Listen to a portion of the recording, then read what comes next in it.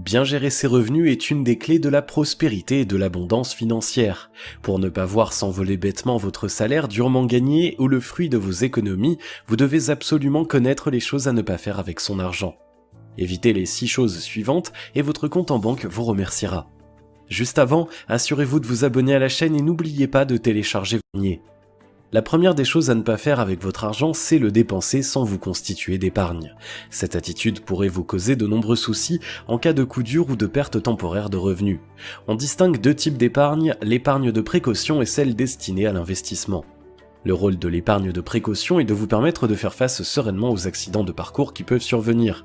Maladie, accident, perte d'emploi, voiture en panne, autant de situations dans lesquelles ce petit matelas financier vous sera utile pour rebondir. L'épargne de précaution idéale est égale à 3 mois de votre salaire, le minimum étant 3 mois de loyer. Elle doit être placée sur un support garanti et disponible en permanence. Il faut évidemment la reconstituer en priorité lorsque vous en dépensez une partie. Une fois votre épargne de précaution constituée, vous pouvez investir le reste afin de le faire fructifier et de dégager un revenu complémentaire grâce aux intérêts et autres dividendes. Réinvestis, ils feront rapidement augmenter votre capital de départ. Quelle que soit la somme que vous pouvez épargner, il est important de vous y tenir chaque mois dès le versement de votre salaire. Deuxième chose à ne pas faire, investir votre argent dans un domaine que vous ne connaissez pas. Il est normal et même sain de chercher à investir votre argent pour le faire fructifier, mais en matière de placement, les fausses bonnes idées et les arnaques sont nombreuses. La prudence est donc de mise. Méfiez-vous des offres qui ont l'air trop belles pour être vraies en promettant une rentabilité record pour une mise minimale. Les options binaires par exemple, dont certains sites internet vantent les mérites, sont un très mauvais produit. Le risque de perdre votre capital est très élevé et de nombreux sites étant à l'étranger, vous n'avez aucune garantie de pouvoir retirer vos gains. Même pour des investissements plus classiques comme la bourse, la prudence s'impose. Vous devez d'abord apprendre à connaître votre marché pour en comprendre les opportunités et les pièges potentiels. Au besoin, faites-vous aider d'un expert du domaine, surtout ne vous lancez jamais tête baissée. Troisième chose à ne pas faire, ne pas diversifier vos placements. Étudiez soigneusement le domaine dans lequel vous souhaitez investir et vous faire aider au besoin, c'est bien, mais même les placements les plus sécurisés ne peuvent être totalement garantis. Si vous placez toute votre épargne dans le même secteur et qu'un aléa survient, vous vous exposez à être brutalement privé de l'argent qu'elle vous rapportait. Pour prévenir les coups du sort et les fluctuations des marchés, la diversification doit rester le maître mot.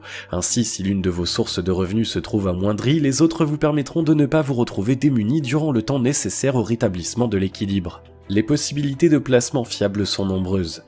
Afin de connaître les opportunités les plus adaptées à votre capital et à votre profil, faire le point avec un conseiller financier peut être utile. Une chose est sûre, mettre tous vos œufs dans le même panier est une chose à ne pas faire avec votre argent. Quatrième chose, acheter des passifs à crédit, la chose à ne surtout pas faire avec votre argent. Pour l'équilibre de vos finances, vous devez absolument connaître les notions d'actifs et de passifs. Un actif est quelque chose qui permet de générer un rendement. C'est le cas des placements par exemple. Une assurance vie, un bien immobilier ou des actions en bourse sont des actifs. Il est important d'utiliser votre argent pour en acquérir. A contrario, les passifs sont des biens qui génèrent des dépenses mais aucun revenu. Une télévision, un ordinateur, un smartphone ou une voiture sont des passifs. Pour votre santé financière, il est important de détenir des actifs et d'acheter aussi peu de passifs que possible, car l'argent que vous leur consacrez serait bien mieux utilisé ailleurs. Une chose à ne surtout pas faire avec votre argent, acheter des passifs à crédit. S'ils pèsent déjà lourd dans votre budget lorsqu'ils sont payés comptant, vous endetter pour les acquérir peut rompre votre équilibre financier. Vous devrez vous acquitter chaque mois de mensualités augmentées des intérêts pour des objets qu'il vous faudra de plus entretenir. Gardez donc votre épargne pour investir et réduisez vos dépenses superflues au strict minimum. Méfiez-vous des faux actifs, être propriétaire de sa résidence principale revient bel et bien à acheter un passif. Même s'il s'agit d'un bien immobilier, vous aurez à régler de nombreuses charges et il ne vous rapportera rien. Cinquième chose à ne pas faire, dépensez votre argent avant de l'avoir gagné. Dans notre société de consommation, les facilités de paiement sont devenues nombreuses. Des découvertes autorisées au paiement en plusieurs fois sans frais, dépenser l'argent que l'on n'a pas encore n'a jamais été aussi simple.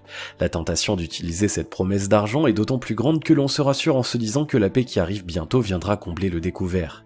Le problème, c'est qu'au cours du mois suivant, vous risquez d'avoir besoin de cet argent et d'utiliser à nouveau votre autorisation de découvert. C'est un véritable cercle vicieux qui s'enclenche et se reproduit d'un mois sur l'autre. Seule solution pour éviter d'être pris dans cet engrenage, ne dépensez que l'argent que vous avez sur votre compte courant. Sixième chose à ne pas faire, jouer aux jeux de hasard et d'argent. Que ce soit en ou hors ligne, l'offre de jeux de hasard n'a cessé de croître ces dernières années. Tous promettent des gains potentiels mirobolants pouvant atteindre des dizaines de millions d'euros. Si de telles sommes peuvent faire rêver, avant de céder à la tentation, prenez un instant pour réfléchir. Quelles sont les probabilités de gagner à de tels jeux? Elle est très faible et même si vous gagnez, votre gain sera-t-il à la hauteur de votre mise? Les casinos et les paris sportifs sont tous aussi dangereux pour votre budget. Oubliez tout de suite les méthodes miracles pour gagner à la roulette et autres martingales, elles sont toutes connues des établissements de jeux et aucune ne fonctionne.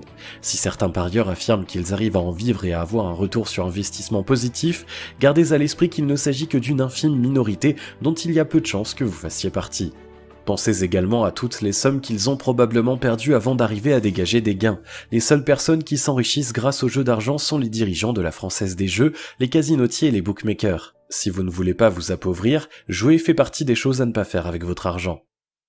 En matière d'argent, il est facile de faire les bons choix à condition de faire preuve de réflexion, d'anticipation et de savoir résister à la tentation des rêves impossibles et de la facilité. Pour vous enrichir, évitez donc de faire les 6 choses que l'on vient de citer dans cette vidéo avec votre argent. À la place, épargnez chaque mois une part de vos revenus, informez-vous soigneusement avant d'investir, diversifiez vos placements, ne vous endettez que pour acheter des actifs, ne dépensez que l'argent dont vous disposez aujourd'hui, fuyez les jeux de hasard et les casinos. Si vous avez aimé cette vidéo,